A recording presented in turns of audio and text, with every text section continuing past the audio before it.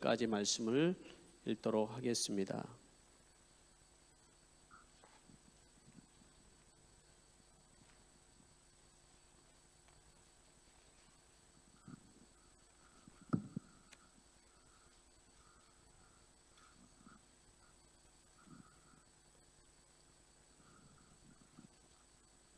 사도행전 15장 1절부터 11절까지 말씀입니다. 원래 오늘 본문은 사도행전 15장 전체를 제가 설교로 준비했지만 오늘 11절까지 읽도록 하겠습니다. 몇몇 사람이 유대에서 내려와서 이렇게 신도들을 가르쳤다.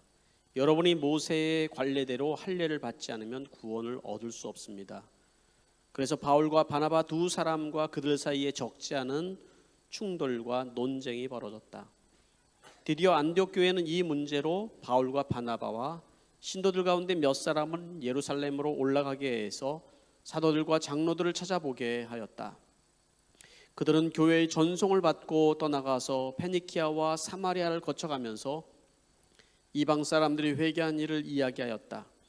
그리하여 그들은 그곳의 모든 신도들을 매우 기쁘게 하였다. 예루살렘에 이르러서 그들은 교회와 사도들과 장로들에게 환영을 받고 하나님께서 그들과 함께 행하신 일들을 모두 보고하였다.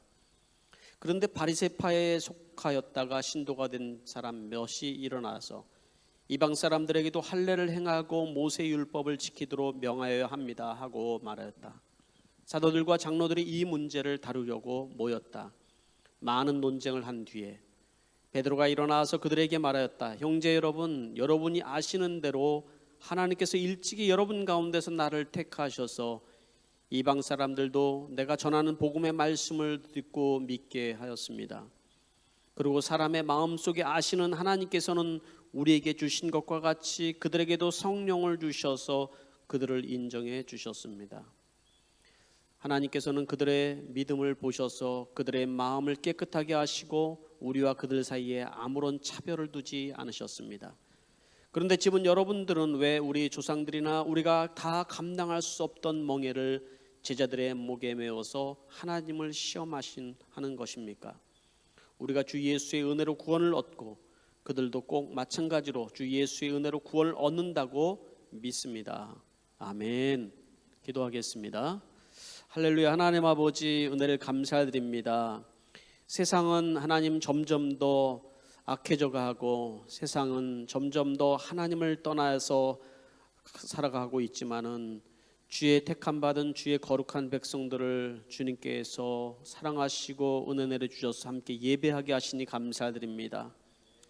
우리가 주를 더 알수록 더욱더 우리 속사람의 변화가 일어나게 해 주시고 성령의 충만함 가운데 살아갈 수 있도록 도와주시옵소서. 오늘 말씀을 들을 때 주의 성령께서 우리에게 역사하여 주셔서 말씀을 듣고 깨닫게 하시고 변화되게 해주시고 회개케 하여 주시고 새로워지는 역사가 우리 안에 있게 해 주시옵소서. 예수님의 이름으로 기도하옵나이다. 아멘. 할렐루야. 여러분들과 함께 오늘은 껍질을 벗고 변화하여야 한다라는 말씀을 가지고 같이 은혜를 나누려고 합니다. 제가 1부와 2부를 설교하면서 항상 느끼는 것은 1부는 좀 딱딱해진다는 거예요. 왜냐하면은 그게 아직 제가 이 말씀을 준비했는데 이렇게 전달하는 부분에 매끄럽지 않아서 그런 것도 있는 것 같습니다. 근데 2부는 좀 마음에 이제 여유가 있어요. 그러니까 이제 군더더기가 붙는 경우가 있습니다. 그래서 이게 그 가운데서 갈등을 좀 하고는 있는데 그래서 어떨 때는 2부가 제가 이제 저 개인적으로 이렇게 생각하실 때 2부에 설교할 때 참 은혜가 있다 이렇게 생각할 때도 있고 똑같은 설교인데 어떨 때는 1부가 참 그랬다 제가 느끼기 그럴 때가 있습니다. 그러나 하나님께서 그때마다 필요하니까 그렇게 하시지 않을까 하는 생각을 합니다. 오늘은 조금 제가 1부보다 좀 덜 딱딱하게 그래서 하려고 합니다. 왜냐하면 오늘 이 본문이 사실은 되게 딱딱한 성경 말씀이에요. 회의하는 거예요. 회의하면 회의감 들잖아요 우리가. 그런데 이 말씀을 하나님께서 제가 이 말씀을 준비할 때 그냥 넘어가고 우리 그 다음 거부터 할까 이런 생각이 들었는데 하나님이 이걸 꼭 짚고 넘어가야 된다 말씀을 하시는 것 같았어요. 그래서 이 말씀을 준비하는 가운데 저에게 하나님께서 참 큰 은혜를 저에게도 또 이 말씀을 통해서 주셨습니다. 오늘도 성령을 통해서 여러분들에게 동일한 은혜가 있게 되기를 바랍니다. 여러분 바닷가재 아시죠? 다 누구나 좋아하시는데 바닷가재는 5년 정도의 성장기를 거치는데 이 성장기 동안에 25번의 껍질을 벗는다고 합니다. 대단하죠? 네, 성장하려니까 껍질을 벗는 거예요. 그리고 매년 또 이렇게 조금씩 정성하면서 1년에 한두 차례 역시 또 껍질을 벗는다고 합니다. 바닷가재가 이 과정을 거치지 않으면은 성장을 할 수가 없는 것이죠. 그리고 도리어 성장도 못할 뿐더러 거기에 이게 딱딱해지는 껍질 속에 갇혀서 점점 딱딱해지는 껍질 속에 갇혀서 결국은 죽게 될 수밖에 없는 것이죠. 그래서 바닷가재는 이 껍질을 벗기 위해서 이 껍질을 벗는 순간은 굉장히 고통스러울 거예요, 그죠? 그렇지만 그 과정을 꼭 거쳐야만 자유로워지고 성장할 수가 있게 되는 것이죠. 교회도 마찬가지고 또 우리가 신앙생활하는 것도 마찬가지인 것 같습니다. 우리가 모르게 어느 순간에 점점 딱딱해지고 경직되어지고 우리가 모르는 껍질들이 우리를 뒤엎어서 숨쉬지 못하게 하는 경우들이 우리 안에 있기 때문에 그렇습니다. 하나님께서는 우리 사도행전을 통하여서 우리에게 성령을 통하여서 교회가 이렇게 껍질을 벗는 과정들을 우리에게 보여주시는 것 같습니다. 구약의 교회에서 신약의 교회로 넘어가면서 그런 성령의 역사는 우리를 부드럽게 하고 그 딱딱해진 껍질을 벗고 이제는 이방 세계를 향해서 복음을 전하는데 부드러운 준비를 하는 그런 과정들을 우리가 보고 있는 것 같습니다. 오늘 여러분들이 읽은 이 본문의 말씀은 이 15장 전체를 다룰 수밖에 거의 다 전체를 다룰 수밖에 없는데 그것은 바로 예루살렘에서 이루어진 예루살렘과 안디옥 교회에서 이러한 그 회의의 결과로 인하여서 이방 세계의 복음의 문이 활짝 열리게 되는 그 결정을 해주는 그런 계기를 만들어 주기 때문에 그런 것입니다.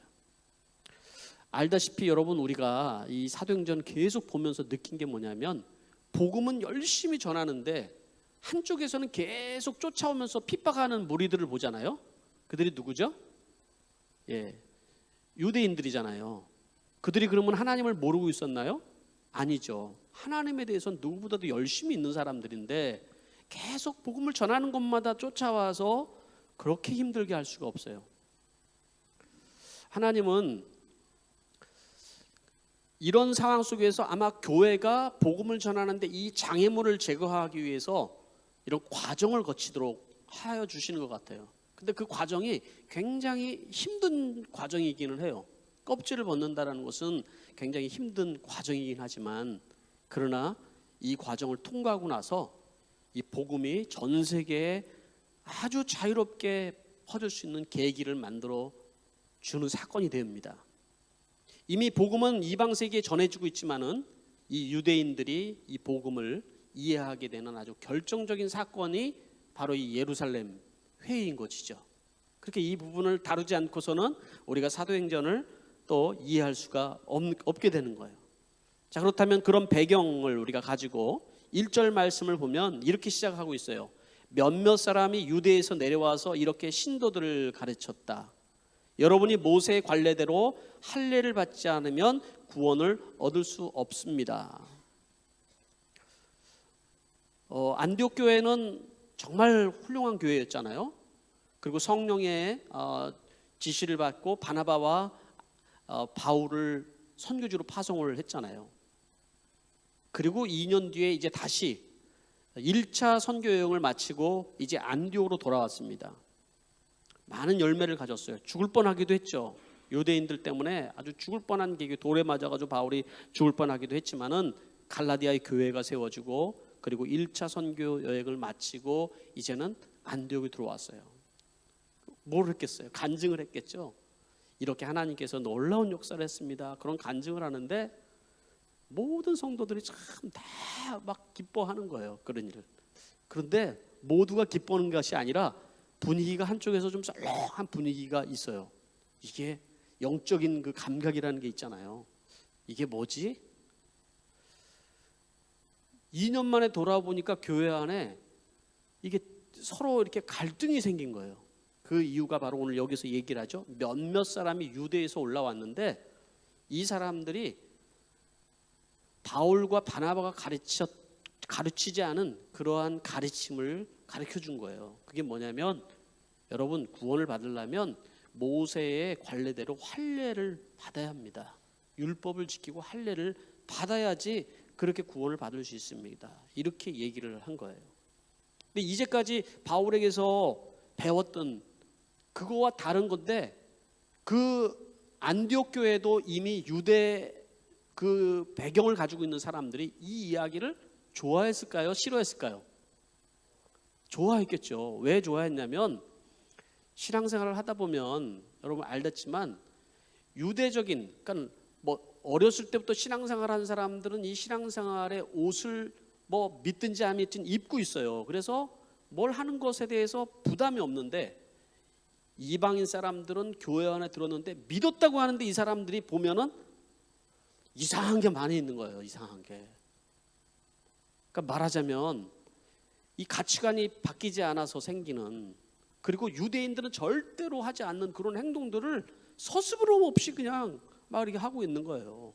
그런 걸 보면서 아마도 저건 아닌데 이런 생각을 좀 했을 거예요. 그러니까 유대에서 올라온 몇몇 사람들이 가르쳤던 그 가르침이라는 게 뭐예요? 여러분 구원을 받으려면 행위가 따라야 됩니다. 할례도 받고 그리고 율법도 지켜야 되는 것이죠 라고 얘기를 한 거예요. 할례를 받아야 된다라는 그 의미는 여러분 다 아시겠지만 남자의 그 표피에다가 상체기를 내서 하는 것이 할례잖아요. 근데 그 할례가 유대 사람들에는 구원의 표식이기도 했던 거예요. 하나님과의 언약의 관계의 백성이다. 우리는 하나님이 우리를 구원한 표다. 이런 느낌으로 받았고 있었던 거거든요. 이런 게 충돌이 이제 교회 안에 이제 일어나게 된 것이죠. 바울이 바나바가 가르쳤던 거하고 전혀 관계없이 충돌이 일어났던 것이죠. 그러니까 교회 안에서 한쪽에서는 썰렁한 분위기가 있는 거예요.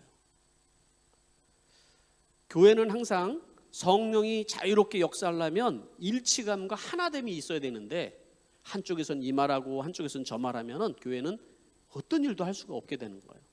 이러한 어려움들이 보이지 않게 있는 거예요. 그러다 보니까 알고 봤더니 바로 이 몇몇 유대인들, 이 유대 사람들이 왜 안디옥에 왔는지 어떤 사람인지 그건 알 길이 없어요. 성경에서 설명하고 있지는 않지만은. 그런데 유추하건대 이 사람들이 예루살렘에 있다가 아마 안디옥 교회에 이제 바나바와 바울이 없으니까 여기에 나름대로 이제 교회를 옮겨서 이제 온 것이죠. 이제. 자, 그래서 어떤 일이 이제 생겼다고 얘기를 하냐. 2절 말씀 보니까 그래서 바울과 바나바 두 사람과 그들 사이에 뭐가 생겼다고요? 적지 않은 충돌과 논쟁이 벌어졌다라고 얘기를 하는 거예요. 논쟁이 생긴 거예요. 이것이 아마도 이 문제를 다루다 보니까 결국 그 사람들이 나타났고 그리고 이 문제를 가지고 얘기를 하다 보니까 바울과 바나바와 함께 이 사람들이 부딪힌 충돌이 일어나게 된 것이죠. 일어날 수밖에 없죠. 교리적인 문제니까. 그러니까 한쪽에서는 이런 얘기인 거예요. 한쪽에서는 뭐라고 그러냐면 믿음으로 우리가 구원을 받습니다. 그러는데 한쪽에서는 행함으로 구원을 받습니다. 라고 얘기하는 거나 똑같은 거예요. 이게. 이 문제는 지금 현대를 살아가고 있는 크리스찬 안에도 여전히 가지고 있는 문제이고 그리고 신학자들까지도 여전히 싸우고 있는 문제이기도 합니다. 그런데 이 문제가 되게 중요하게 지금 이 말씀이 되게 중요하다고 여러분들에게 말씀을 드리는 것은 이것을 이미 사도행전을 통하여서 우리에게 딱 결론을 내어줬다라는 거예요. 그러니까 헷갈릴 필요가 전혀 없는 겁니다. 예루살렘 교회를 통해서 이 결론을 어떻게 내었는지를 우리가 이제 보게 되는 것이죠. 이 문제는 구원론하고 관련이 있기 때문에 바울과 바나바는 아주 심각하게 생각을 했어요. 구원이 흔들리면 다 흔들리는 거잖아요.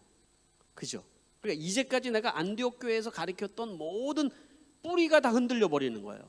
다시 유대주의로 돌아가는 현상이 생기는 거고, 이제까지 본인이 전도했던 모든 것도 다 뿌리가 흔들리는 그런 사건이기 때문에 이 구원 문제만큼은 확실하게 다뤄야만 했던 것이죠. 여러분들은 어떻게 생각하시나요? 행위로 구원을 받습니까? 아니면 믿음으로 구원을 받습니까? 대답하지 마세요. 내가 이렇게 알려줄게요. 재미가 없어져요. 갑자기 빨리 얘기하면. 그래서 이제 안디옥 교회가 이 문제를 계속 해결이 안 되니까 예루살렘 교회에 바나바와 그리고 바울과 그리고 몇 사람을 해서 파송을 합니다. 내려보내는 거예요. 자, 그 내려보내서 가운데 과정 내려가면서도 시간이 있어요. 갭 차이가 있죠. 내려가면서도 사마리아 걸치고 페니카 걸쳐서 사람들에게 막 그 와중에도 전도하는 이 바울과 바나바의 모습을 보죠. 어디를 가든 때를 얻든지 못 얻든지 이 전도하는 열정은 대단한데 결국은 이제 그런 과정을 거쳐서 예루살렘에 도착을 했습니다. 4절 말씀에 보니까 이제 이렇게 얘기하는 거예요. 예루살렘 이제 회의가 열리는 거죠. 예루살렘에 이르러서 그들은 교회와 사도들과 장로들에게 환영을 받고 하나님께서 그들과 함께 행하신 일들을 모두 보고하였다. 네, 어떤 분위기였을까요? 예루살렘에서 바로 바울과 바나바가 이제까지 복음을 전하면서 있었던 그런 일들, 사건들, 그리고 본인이 핍박받았던 일들, 이런 거 다 얘기했을 거 아니에요. 그랬을 때 분위기는 정말 큰 은혜의 분위기였던 거예요. 야, 예루살렘 무리뿐만 아니라 저 안디옥에서 그 복음이 그렇게 폭발적으로 일어난 뿐만 아니라 저 갈라디아고 지역까지 저 이방 세계로 점점 확산되는 것을 얘기를 들으니까 그들의 마음속에 은혜가 충만하게 있었던 것이죠. 은혜의 시간, 은혜의 도가니, 이런 분위기가 있는데 갑자기 5절 말씀 보니까 바리새파에 속했다가 신도가 된 몇 사람이 일어났어요. 갑자기 썰렁해지죠. 그리고 이렇게 얘기합니다. 비슷한 말을 또 하는 거예요. 이방 사람들에게도 할례를 행하고 모세 율법을 지키도록 명예합니다. 똑같은 얘기를 하는 거예요.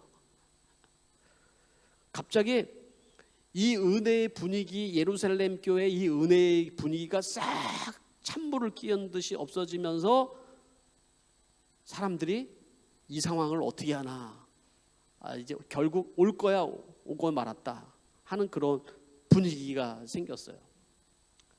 이때 바울이 아마 옛날 같은 그 성깔이었으면은 아마 대단했을 텐데 바울이 많이 진짜 사람이 돼간다는 느낌이 들어요. 예?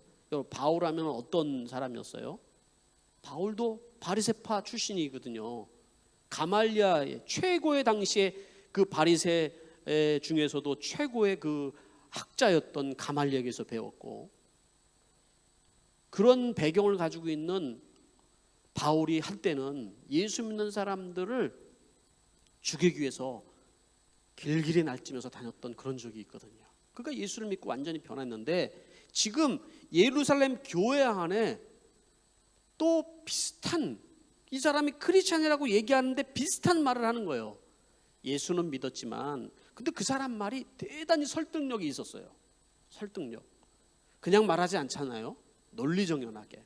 여러분, 예수님께서 우리를 구원하신 것은 맞지만은 예수님도 율법을 우리에게 완성하러 온다고 얘기하지 않았습니까? 막 얘기를 하면서 사람들의 마음이 갑자기 쏙 빠지도록 얘기를 했을 거예요. 이때 이러한 상황 속에서 이제는 이 회의가 진행이 되면서 오늘 이 말씀을 보니까 7절 말씀에 이렇게 얘기를 하는 거예요. 많은 논쟁을 한 뒤에라고 돼 있죠. 많은 논쟁을 했다. 그러니까 우리는 지금 이 성경 속에서 결론적인 얘기만 딱 두 가지로 추려서 우리가 보게 되지만, 우리가 읽지는 다 않았지만 보게 되지만, 야, 많은 논쟁이 있었구나. 이 문제를 해결하기 위해서. 행위로 구원받냐 믿음으로 구원받느냐 이 문제를 해결하기 위해서 정말 대단한 그런 시간들을 거쳤구나, 이런 걸 우리가 느껴야지만 되는 것이에요. 그런데 오늘 이 말씀 속에서는 핵심적인 두 가지만, 결론적인 것만 다루고 있어요.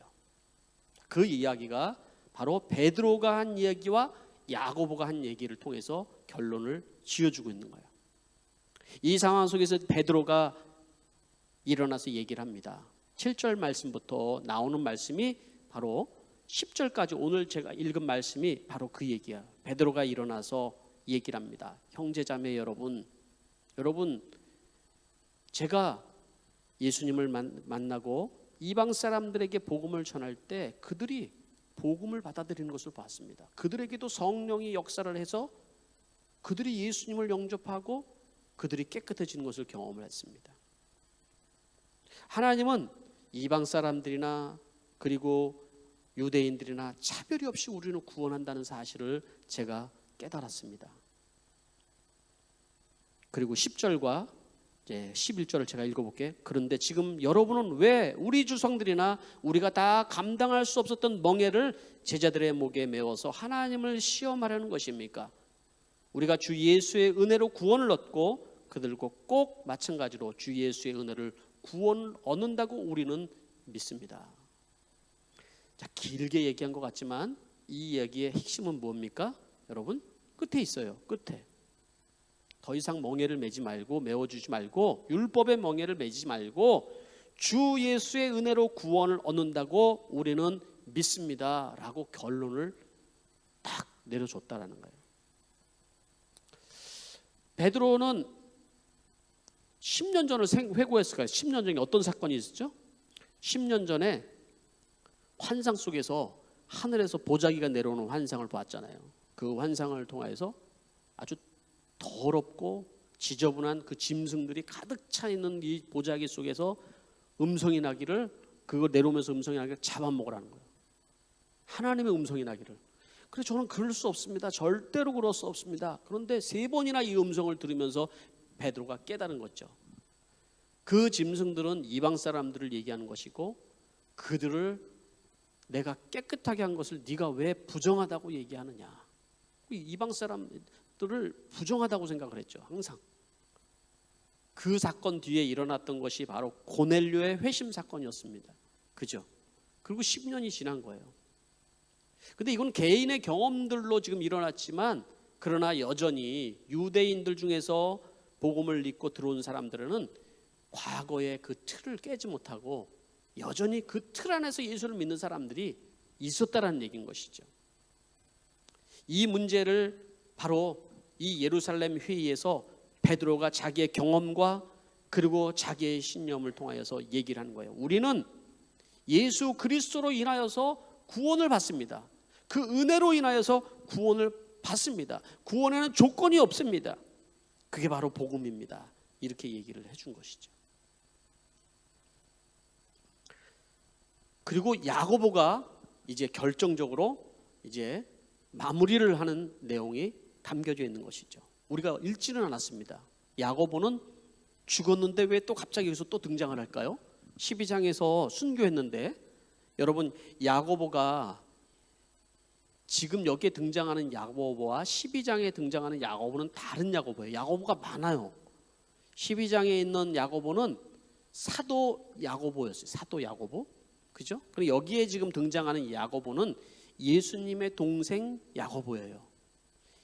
처음에는 이 야고보는 예수님 형, 자기 형이 미쳤다고 생각을 했어요. 그죠? 그리고 예수님을 믿지도 않았어요. 그랬는데 자기 형 예수가 십자가에 죽고 부활하고 그리고 자기가 성령을 경험한 다음에 초대교회의 지도자로 서게 된 것이죠. 바로 지금 이 예루살렘 교회 회의를 진행하는 사람은 베드로가 아니라 예수님의 동생인 야고보가 이 회의를 진행하고 있는 거예요.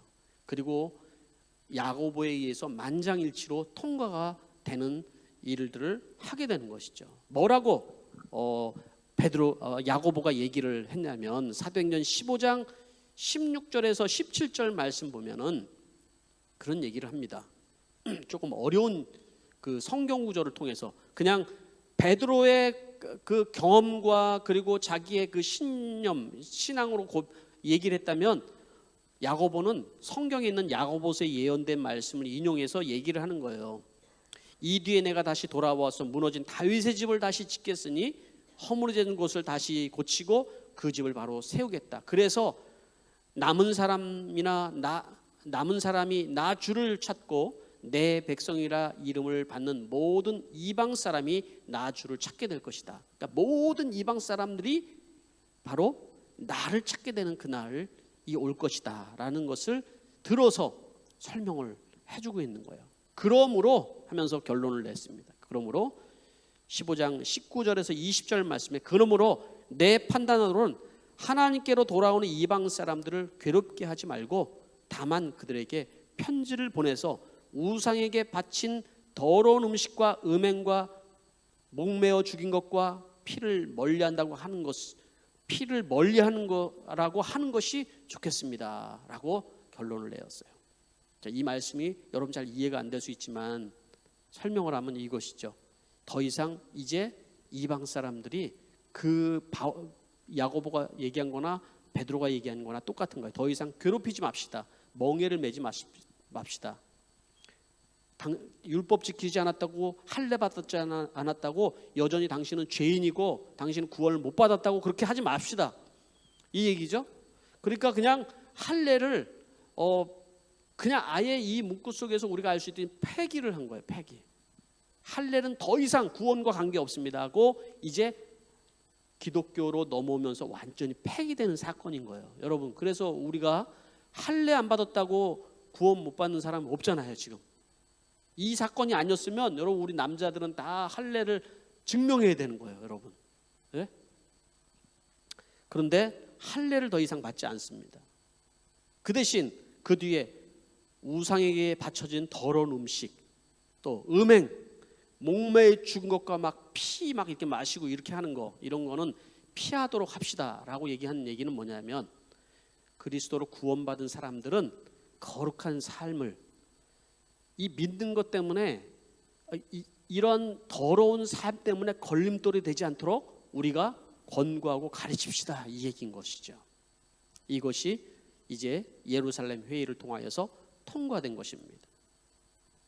자, 그러면 여러분 정리를 하자면은 예루살렘 회의에서 통과된 내용은 뭐예요? 지금 오직 예수 그리스도의 은혜로 인하여서 믿음으로 구원을 받습니다 라는 것과 그 뒤에 그리스도의 삶 속에는 바로 거룩한 삶이 뒤따르도록 우리가 가르칩시다 이 얘기인 거죠. 이 얘기를 한 거예요.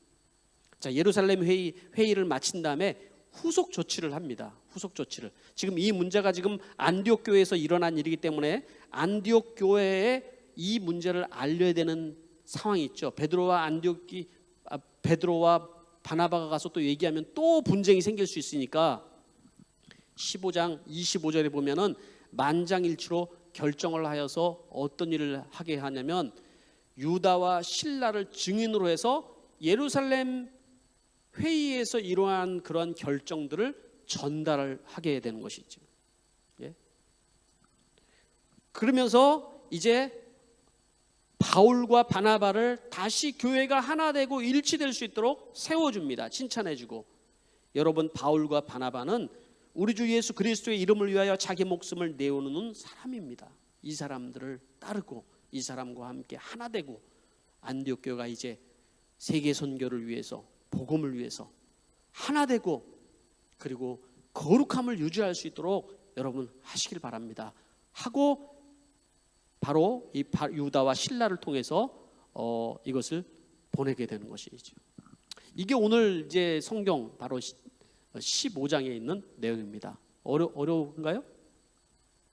표정을 보니까 하시는 분들도 계신데 대단히 중요한 내용이었어요. 자, 그렇다면 여러분 조금 여러분들이 이걸 정리할 필요가 있어요. 여기 적용을 하기 위해서 정리할 필요가 있습니다.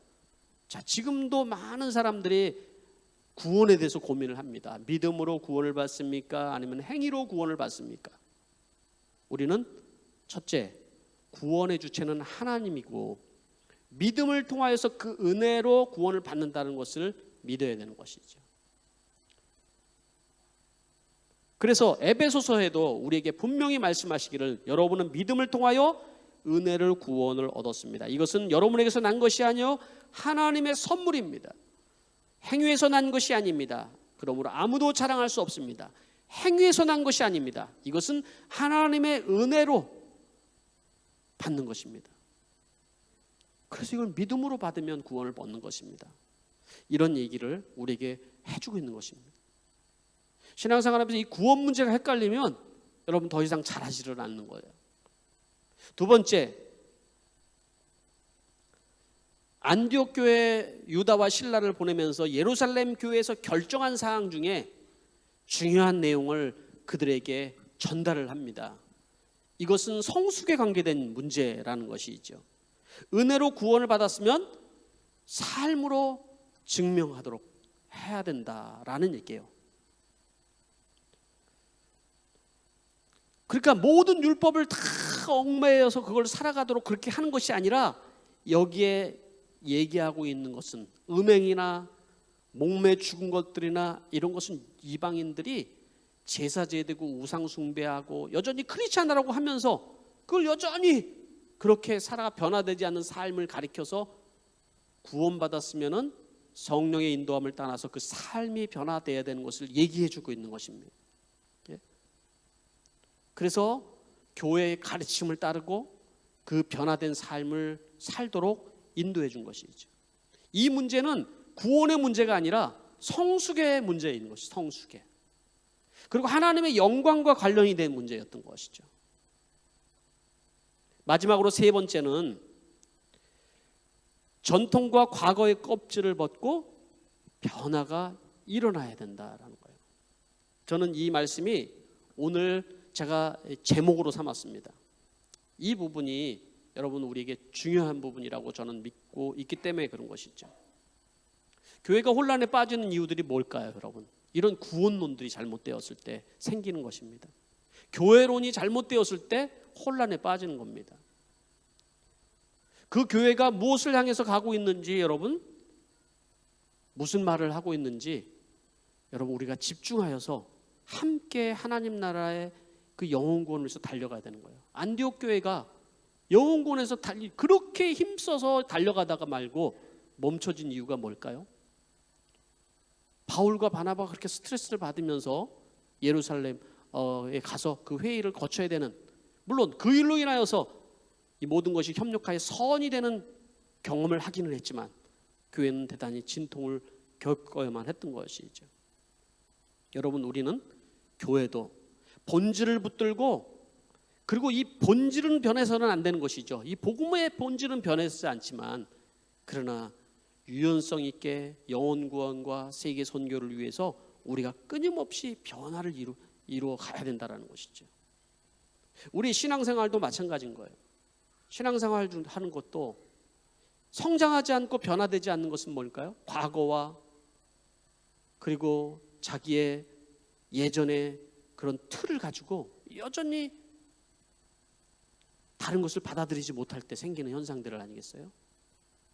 그건 꼭 여러분 과거의 틀이나 어떤 전통적인 것뿐만 아니라 우리 안에 신앙생활을 하면서 나도 모르게 되어 있는 껍질들이 있다는 거예요. 제가 가제 얘기를 했죠. 껍질들이 생겼어요.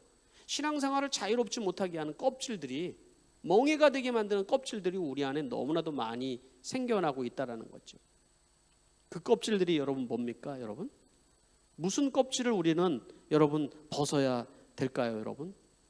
전통의 껍질, 과거의 껍질, 자존심의 껍질, 상처의 껍질, 감정의 껍질. 여러분 신앙생활 하면서 점점 자유함을 누리는 것이 아니라 더 억눌리고 멍에 묶여서 살아가는 그런 모습을 볼 때 안타까울 때가 있습니다. 성령은 우리에게 자유함을 주시거든요. 복음의 본질은 여러분 우리에게 절대로 바뀔 수 있는 것이 아닙니다. 그리고 하나님의 말씀이 무엇이라고 얘기하는지 단순하게 우리가 믿고 영혼을 구원을 위해서 우리가 한 마음이 돼서 달려갈 때 여러분 하나님의 놀라운 역사가 계속해서 일어나는 것을 여러분이 믿으시기를 바랍니다. 기도하겠습니다.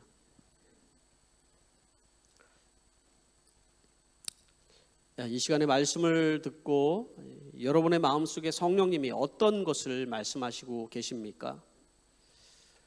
여러분, 내가 벗어버려야 할 그러한 껍질들은 무엇입니까?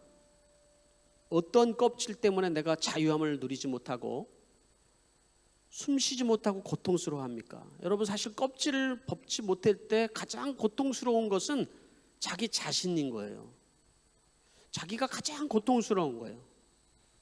그걸 바라보는 사람들도 고통스럽지요. 성령께서 여러분들을 자유하게 여러분 해주실 줄 믿습니다. 구원의 확신을 얻으시길 바랍니다. 거룩함을 위해서 끊임없이 성령의 인도하심을 여러분 받으시길 바랍니다. 변화와 성장을 통하여서 여러분 기쁨이 여러분 안에 충만해 줄 수 있게 되기를 바랍니다.